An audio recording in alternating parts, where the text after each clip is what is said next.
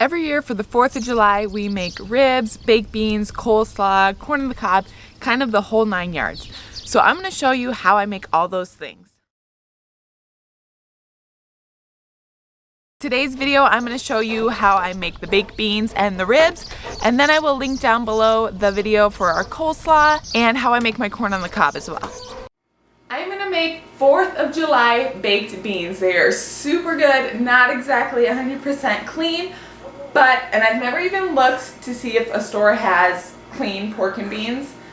What you could do though is you could totally can your own pork and beans.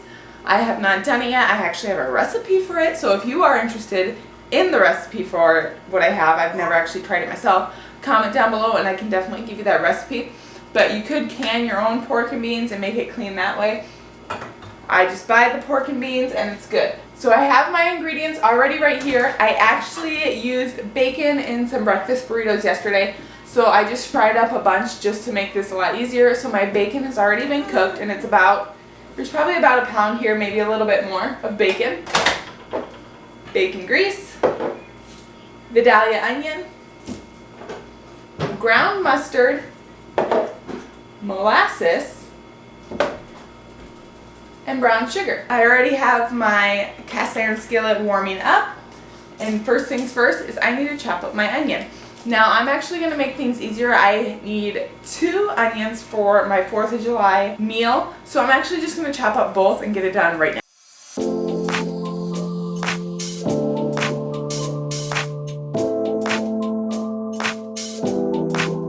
Now, what I'm doing right now is actually being done the day before I'm going to serve it. So that's just going to make things a little bit easier for me tomorrow when we have company over and we eat.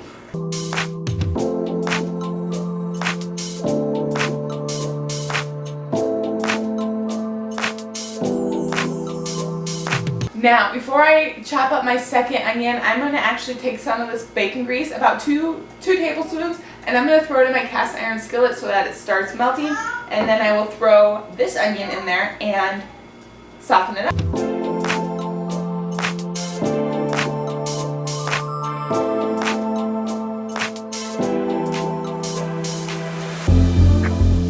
Now that the onion is softened, I'm literally just going to take the ingredients and dump them into here, and then I'm going to put them in my fridge overnight, and then tomorrow I'll be able to just pop them in the oven, and that'll be it.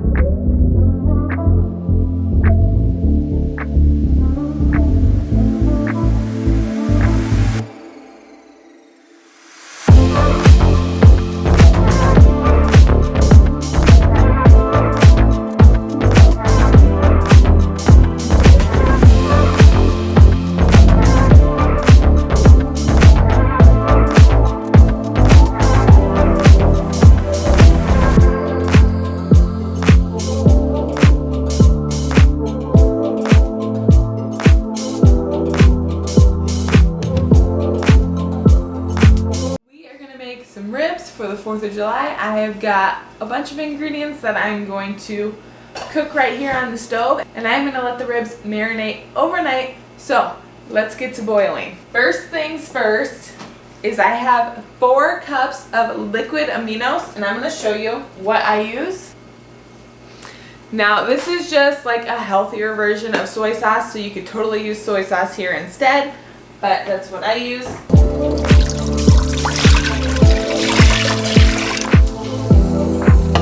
After that, I'm going to add some water, some brown sugar, some molasses, and some salt.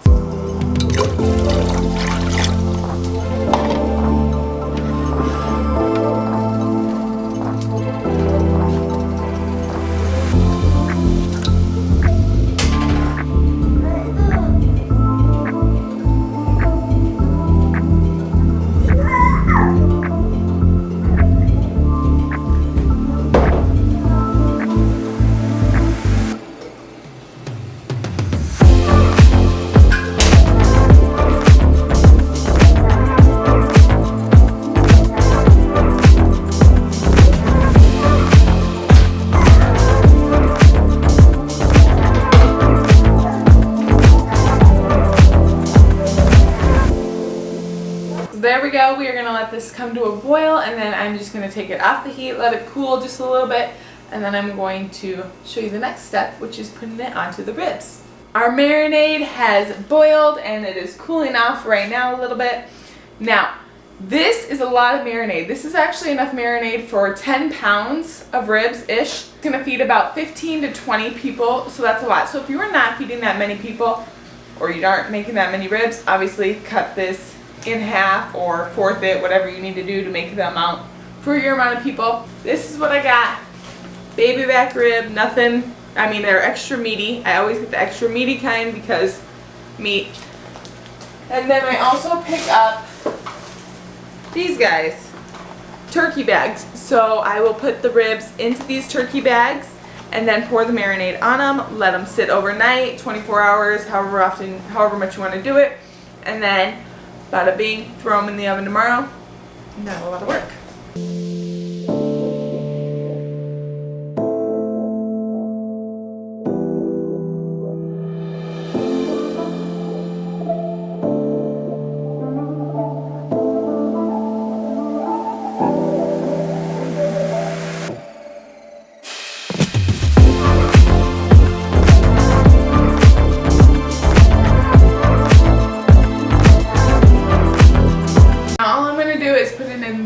It's just a little bit smaller pan, so it takes up less room in my fridge, but this one would have totally worked too.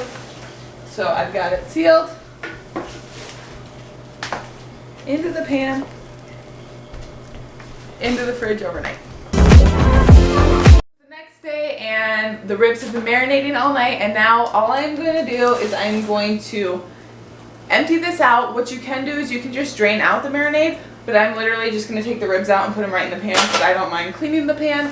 Whatever you want to do, if you want to bake it in the turkey bag or in the pan, whatever you want to do it that way. But either way, drain the marinade, and then we are going to cook it at 375 for 2 hours. There we go, they're in there. Now I'm going to cover them up with foil and put them in the oven.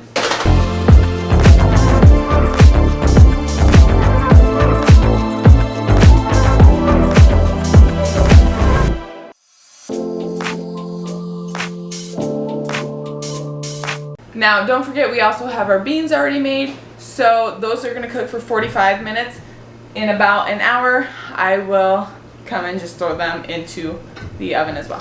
While the ribs are cooking, you are going to want to make your barbecue sauce, have time to cool down. So what I have for the barbecue sauce is ketchup, chili sauce, ground mustard, water, and brown sugar. So remember, I am doubling this recipe, so if you are not making an excessive amount like I am, cut it in half. But right now I just have 2/3 of a cup of water. I have 2 12-ounce bottles of chili sauce, and I have 2 20-ounce bottles of ketchup, but I'm not going to use all this ketchup. I'm going to check it after 1 bottle, see how it's at, and then put that in. And also 1 cup of brown sugar.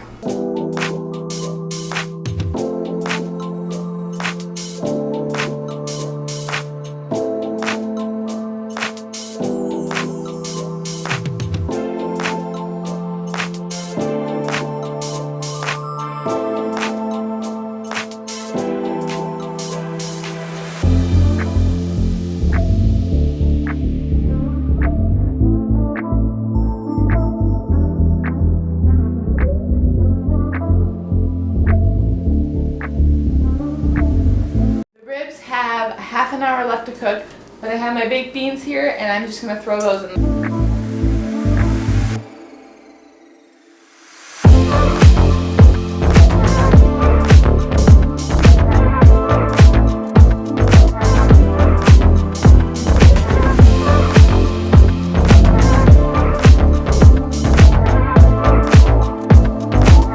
Just about 2 hours has gone by. The ribs are done. But what I'm going to do now is I'm going to take my barbecue sauce and I'm going to brush it on the ribs, and I'm going to actually throw it back in for another half an hour, but I am going to lower the temp to 350.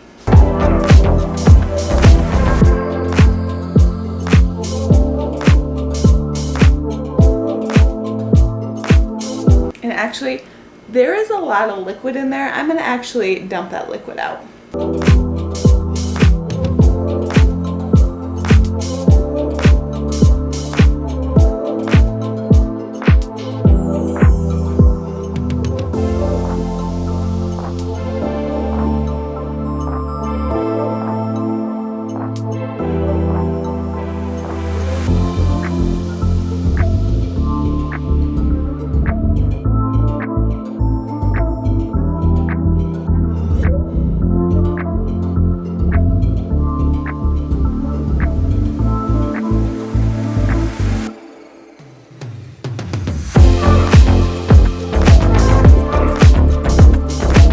Another half an hour has gone by, so I'm going to take the ribs out and check them.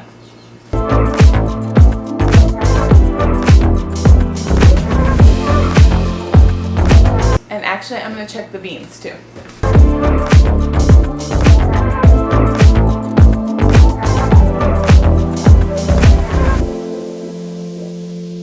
So I just went to try to pick one up and the bone is already falling off, so that is telling me that the ribs are exactly the way that they need to be.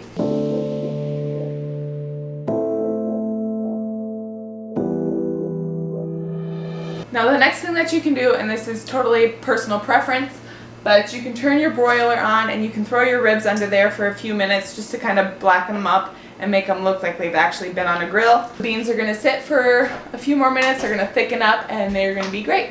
I got so distracted when our guests came that I totally forgot to take a video of the final product. But later that night I did make a plate of leftovers and took a picture for you, so here it is. If you like seeing videos of recipes, please like this video so I know to make more of them, and don't forget to subscribe so you see new recipes when they come out.